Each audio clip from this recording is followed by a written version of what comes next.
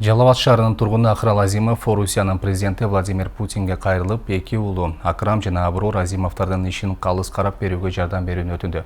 Бул тууралуу Азимов өзү Ошто өткөргөн басма сөз жыйынында билдирди. Ал 2017-жылы Санкт-Петербург шаарындагы метродо болгон окуяга балдардын тиешеси жок экенин айтып, аларды бошотууну суранды.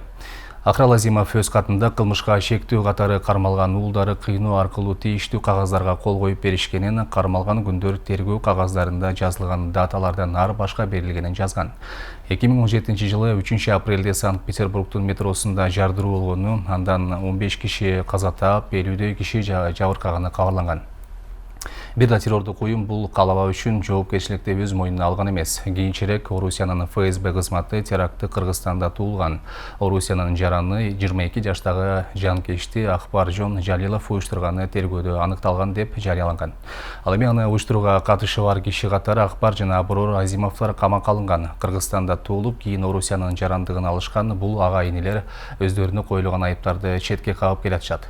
Ушул жылдын 25 февралынан тарта Санкт-Петербург шаарында Москва округдук аскердик соту, Ленинград округдук аскердик сотунун базасында метродогу окуя боюнча ишти карай баштады. Кийинки соттук отурум 2 апрелде Санкт-Петербург шаарында өтөт. Урматтуу Владимир Владимирович, сиз бизи балдарды, бегүнөө балдарымдын чыгышына жардам берип койсоңуз, алардын эч кандай күнөөсү жок. Биз балдарыбыз ошо Акбаржан Жалилов деген ошол подрывда участвовать эткен бала, өлгөн баланын менен эч кандай тиешеси жок аларга. Бул балдарды бегүнөөдөн айыпташып атат.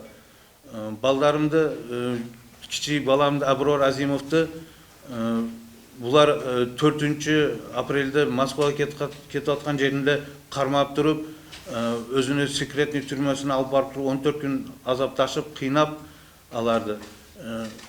Балдарыма, боюнуна коюп туруп, кол койдурабыз дегенде, ал унабагандан кийин мени атаңды өлтүрөбүз дегенде, балам коркконундан болуптур деп кол койгон. Владимир Владимирович, ошо карашып койсоңуз, балдарды бошотуп бергиле. Анда эч кандай күнөөсү жок менин балдарымдын.